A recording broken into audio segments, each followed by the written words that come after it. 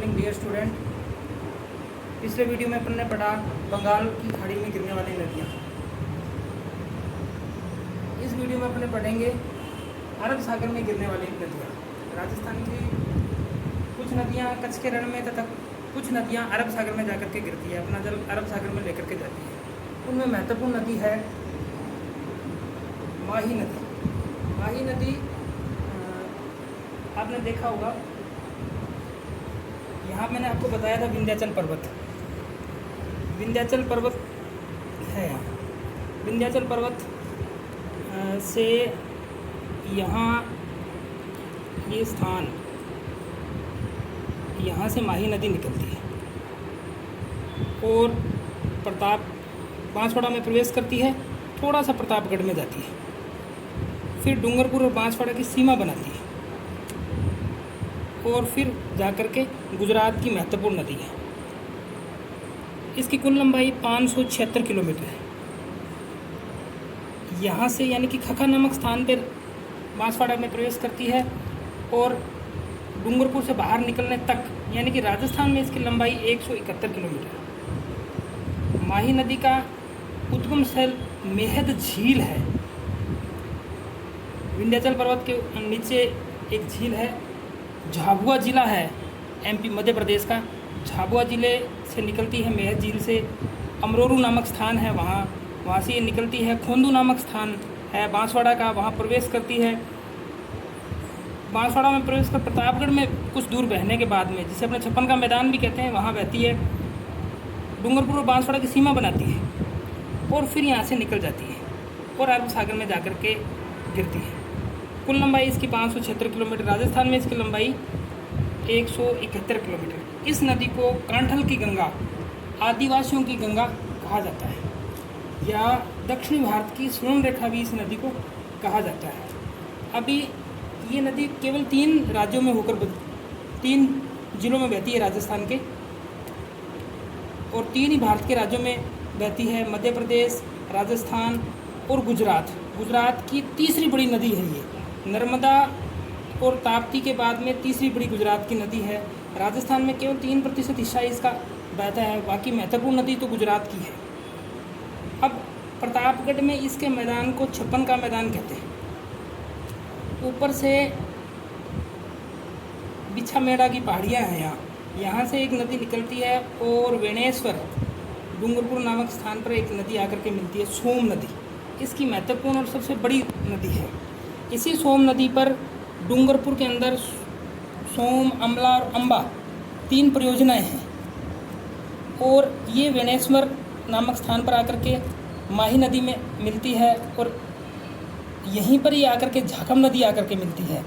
सोम, माही और झाखम तीनों का मिलन स्थल है, त्रिवेणी है, जो आदिवासियों का कुंभ कहलाता है। वेणेश्वर नामक स्थान पे है, जहाँ पर दक्षिणी राजस्थान के लोग जैसे अपने गंगा में अस्थियां विसर्जन करते हैं, वैसे ही आदिवासी लोग यहाँ पर आकर के अपनी अस्थियों का विसर्जन करते हैं।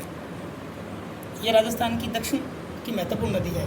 फिर बात करते हैं अपने लूणी नदी की। लूणी नदी अजमेर के अंदर नाग पहाड़ से निकलती है। यहाँ निकलते समय इसको साबरमती, फिर सरस्वती और अजमेर के निकलने के बाद में ही जोधपुर में जब प्रवेश करती है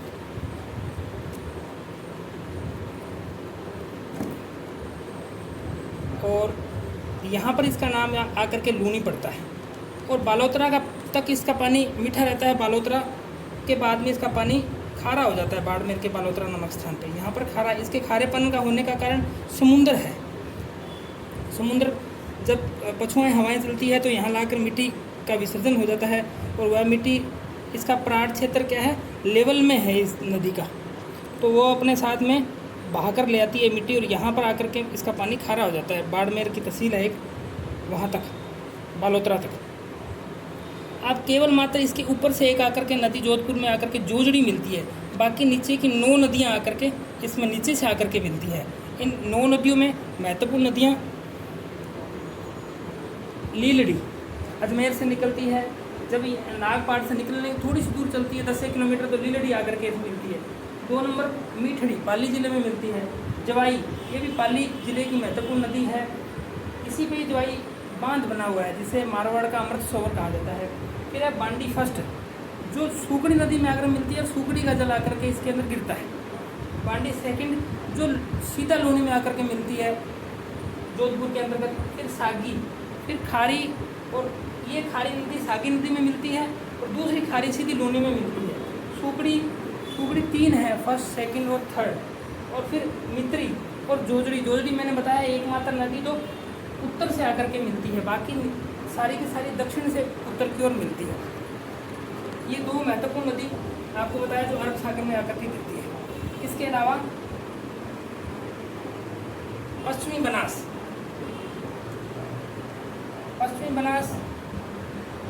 और साबरमती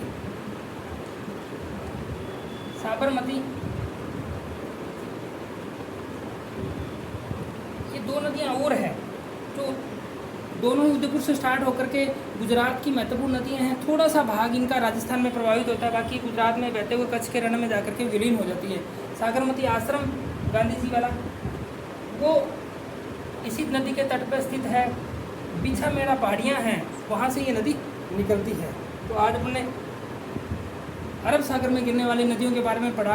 कल अपने आंतरिक प्रवाह की नदियाँ जो अपने महत्वपूर्ण है राजस्थान में, लगभग 61.3% हिस्सा कुल अबुआ क्षेत्र का आंतरिक का है, उसको पढ़ेंगे। उसमें घग्गर नदी सर्वाधिक लंबी नदी है, उसको कल अपने इसमें पढ़ेंगे। धन्यवाद।